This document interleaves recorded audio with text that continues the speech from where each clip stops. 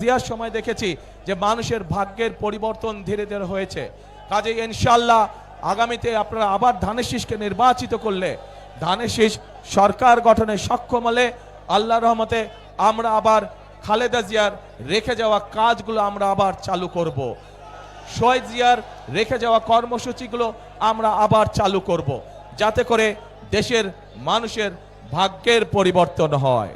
প্রিয় ভাই বোনেরা, কথা একটাই, একটু প্রথমেই বক্তব্যের বলেছে যে ফেনী, লক্ষ্মীপুর, নোয়াখালী এইখানকার মানুষের যেমন বিএনপির উপরে একটা হক বা দাবি আছে, ঠিক বিএনপিরও এই 3 জেলার মানুষের উপরে একটা হক বা দাবি আছে। কি সেই দাবি?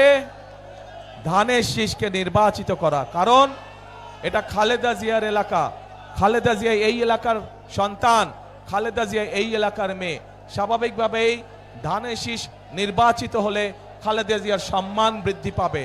এবং আমি মনে করি এই এলাকার মুরব্বী সহ, মা বোনেরা সহ, তরুণ যুবক সহ, তরুণরা সহ সকলেই তাদের এলাকার সন্তান খালেদা জিয়ার সম্মান আসমানের উপরে তুলে ধরবে ইনশাআল্লাহ। প্রিয় ভাই বোনেরা, আসুন 12 তারিখে আমরা গণতন্ত্রকে পুনঃপ্রতিষ্ঠিত করি। কারণ গণতন্ত্র যদি পুনঃপ্রতিষ্ঠিত হয়, দেশে যদি জবাবদিহিতা থাকে, যদি আপনার নির্বাচিত জনপ্রতিনিধি থাকে, তাহলেই একমাত্র এলাকার সমস্যার সমাধান করা সম্ভব হবে। বিগত 15 বছর ধরে সারা বাংলাদেশের কোথাও কোনো সত্যিকার অর্থে জনপ্রতিনিধি ছিল না, এবং যেহেতু সত্যিকার অর্থে জনগণের প্রতিনিধি ছিল না, সে কারণেই দেশের আজকে এই অবস্থা। আমরা দেখেছি কিছু সংখ্যক মানুষের ভাগ্যের পরিবর্তন হয়েছে, কিন্তু 98% মানুষের ভাগ্যের কোনো পরিবর্তন হয় নাই। আমাদের কাজ হচ্ছে গ্রামের, দেশের খেটে খাওয়া মানুষের ভাগ্যের পরিবর্তন করা। আপনারা গণতন্ত্রের বুনিয়াদ যদি শক্তিশালী করতে হয়, তাহলেই একমাত্র সম্ভব জনগণের অংশগ্রহণের মাধ্যমে গণতন্ত্রের বুনিয়াদ শক্তিশালী করা। এবং গণতন্ত্রের বুনিয়াদ যত শক্তিশালী হবে, তত মানুষের ভাগ্যের পরিবর্তন হবে। প্রিয় ভাই বোনেরা, আমরা বিশ্বাস করি এই দেশকে যদি এগিয়ে নিতে হয়, বাংলাদেশের মানুষ যেভাবে এই দেশকে কল্পনা করে, বাংলাদেশের মানুষ তাদের সামনে এই দেশের সম্পর্কে যে প্রত্যাশা, সেই প্রত্যাশা তখনই বাস্তবায়ন করা সম্ভব আমরা যারা গণতন্ত্রে বিশ্বাস করি, আমরা সকলে যদি ঐক্যবদ্ধ থাকি, তাহলেই একমাত্র সম্ভব বাংলাদেশের প্রত্যাশিত বাংলাদেশকে গড়ে তোলা। এবং সেই প্রত্যাশিত বাংলাদেশ গড়ে তুলতে হলে আপনাদের সকলের সহযোগিতা প্রয়োজন। আপনাদের সহযোগিতাই একমাত্র পারে একটি সুন্দর ভবিষ্যৎ বাংলাদেশ গড়ে দিতে। সেজন্যই আমি সবসময় একটি কথা বলি, করব কাজ, কে করব কাজ, গড়ব দেশ, সবার আগে বাংলাদেশ। আবার বলি, করব কাজ, সবার আগে বাংলাদেশ। প্রিয় ভাই বোনেরা, এই যে এখানে দাঁড়ান, তো আপনারা সামনে আসেন সবাই, আপনারা প্রার্থীরা সব এখান দিয়ে দাঁড়ান, দাঁড়ান এখান দিয়ে, এটা লাগবে না, সরি এটা লাগবে না। এই যে এই মানুষগুলোকে আমি আপনাদের কাছে দিয়ে গেলাম, এদেরকে আপনারা 12 তারিখের ভোটে ধানের শীষে ভোট দিয়ে জয়যুক্ত করবেন। তাদেরকে জয়যুক্ত করলে তারা আপনাদের কাছে জবাবদিহি করতে বাধ্য থাকবে। এলাকার সমস্যার সমাধানের জন্য তাদের কাছে যাবেন, তাদের সাথে কথা বলবেন, তাদেরকে বলবেন এলাকার সমস্যার সমাধান করতে।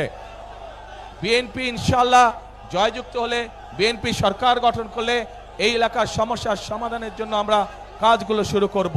প্রিয় ভাই বোনেরা,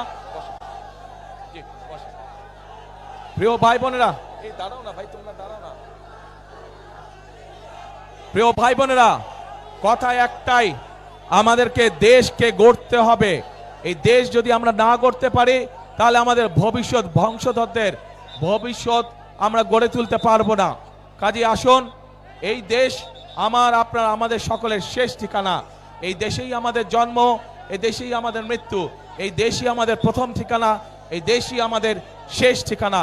সেই জন্য এই দেশকে গড়ে তুলতে হলে আমাদের সকলকে ঐক্যবদ্ধ থাকতে হবে, আমাদের সকলকে একসাথে কাজ করতে হবে। 12 তারিখের নির্বাচনে, এই দাঁড়াও না ভাই,